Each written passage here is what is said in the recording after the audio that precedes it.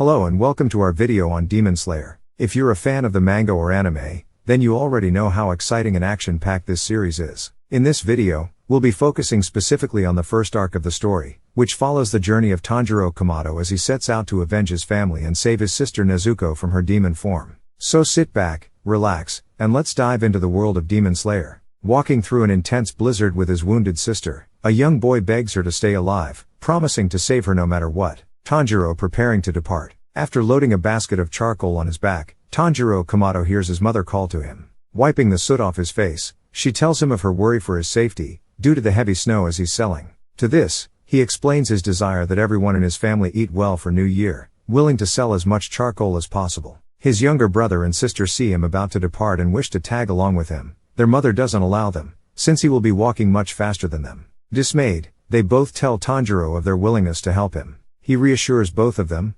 Hanako and Shigeru, that he will give them his attention after returning. He sees his other younger brother, Takeo, and instructs him to chop firewood for them. Takeo is somewhat annoyed at being unable to join him, causing Tanjiro to gently pat his head in reassurance, to his chagrin and the laughter of his family. As he leaves, he encounters his younger sister Nezuko, carrying their youngest sibling Rokita on her back. She tells him that since their father's death, they had all looked up to him as a role model. Wishing him good luck as he leaves, Tanjiro mutters to himself about his family's living. They had always made the most of their uneasy life because life can change suddenly like the weather. Reaching a nearby town to begin selling his charcoal, Tanjiro hears several of the townsfolk commending and thanking him for his past deeds. Suddenly, he hears a hurt young man call to him, accused by a store clerk of breaking a plate. Using his sharp sense of smell, he deduces that a cat had broken it. To the man's relief, another man beckons him over for help with heavy luggage. With his basket empty and night having arrived, Tanjiro heads home but is stopped by an elderly neighbor living nearby, warning him not to enter the mountain.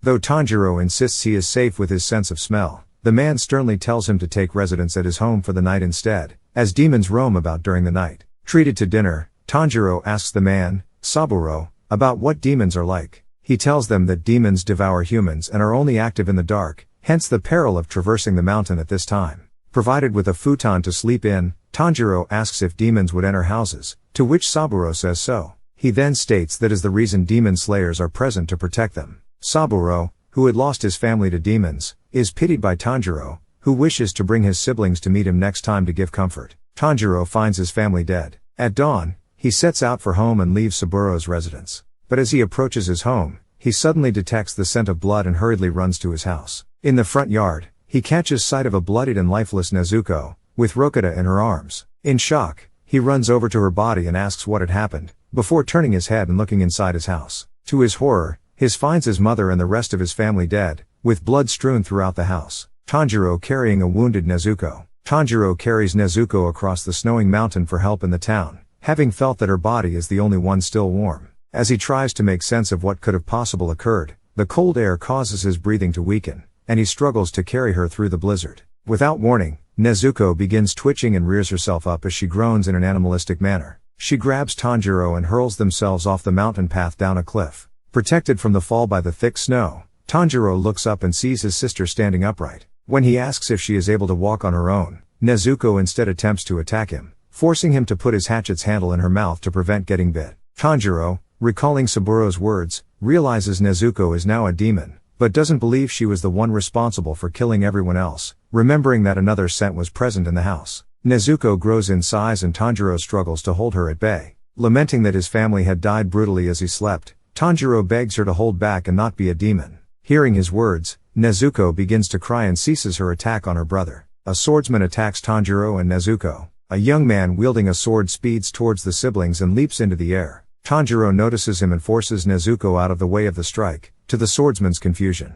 His blade comes down and only slightly misses Tanjiro's head. The force of the swing creates a windstorm that knocks Tanjiro and Nezuko away, the latter reducing to normal size once more. Looking up to see their assailant, Tanjiro notices the words "destroy demons" etched in the blade. The swordsman asks why he is protecting the demon, to which Tanjiro answers the demon is his younger sister Nezuko. Unconvinced by her growling, he lunges forward and grabs her, too fast for Tanjiro to see and react. With the demon in his grasp, the swordsman informs Tanjiro his job is to kill demons and he will now decapitate Nezuko. Upon hearing his words, Tanjiro tells the demon slayer that another scent was present at their house during his family's murder and it was perhaps the true culprit. Asking how she even transformed in the first place, the demon slayer instead informs him that since her wounds were exposed to the demon's blood, she is transformed into one. Tanjiro insists that she doesn't eat humans, but the demon slayer refuses to believe him, since she tried to devour him not long ago. He promises to return Nezuko back into a human, but is told that becoming one is irreversible.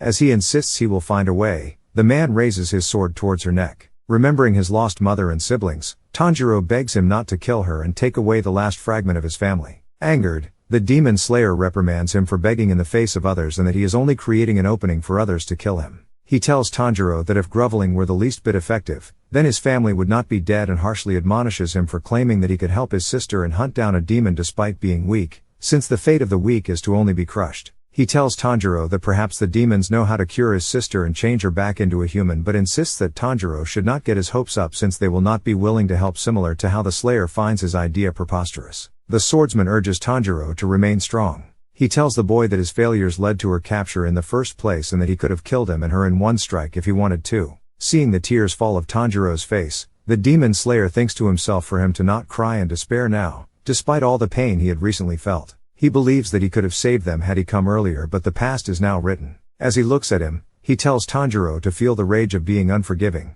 as it will drive him to take action. Without a strong resolve, he can never heal his sister or avenge his family. Tanjiro nearly hits the swordsman. The young man stabs Nezuko in the shoulder and Tanjiro retaliates by hurling a stone at him, which is quickly deflected. Thinking quickly, Tanjiro sees his fallen hatchet and runs towards the demon slayer in a frontal attack driven by emotion. Seeing his weak effort, the demon slayer slams his sword handle into Tanjiro's back, knocking him unconscious. Suddenly, he notices that Tanjiro isn't armed. He hears the sound of a spinning object, looking up in time and ducking his head to the side as the hatchet flies towards him, barely missing its mark. Impressed at Tanjiro's attempt to strike him down regardless of his inferior strength and technique, Nezuko breaks free of the swordsman's hold in his short lapse of focus. Kicked back, he sees the demon about to pounce on the unconscious Tanjiro. Nezuko attacks the swordsman. Instead of killing him, Nezuko stands in front of her brother, ready to protect him. The Slayer recalls Tanjiro's words that Nezuko would never harm humans and quickly believes them, despite knowing that demons will often kill their own family members after transforming. As Nezuko attacks Giyu to protect Tanjiro, he realizes that she is wounded and spending energy to both heal her wounds and fight him, while fighting against eating her brother for food. Realizing this demon is different, the swordsman opts to spare her, sheathing his blade and knocking her unconscious instead. As Tanjiro lays in the snow, he is visited by visions of his deceased family. His mother apologizes for leaving him and asks he take care of Nezuko. He awakens to find her beside him, with a bamboo muzzle. Having waited for him to regain consciousness, the demon slayer instructs him to find an old man named Sakonji Urokodaki, who lives at the foot of Mount Seidri, telling him that he, Giyu Tomioka, had sent him. Giyu warns him not to let Nezuko get exposed to sunlight before disappearing. After burying his family in the front yard of their house, Tanjiro takes Nezuko's hand and together, they leave their home and make their way to the mountain. The first arc of Demon Slayer is a heart-wrenching and action-packed tale of brotherhood, determination, and the power of love. Its compelling characters and intense plot make it a must-read for any manga or anime fan. We hope you enjoyed our summary of the series and that it has inspired you to check out the manga or anime for yourself. Thanks for watching.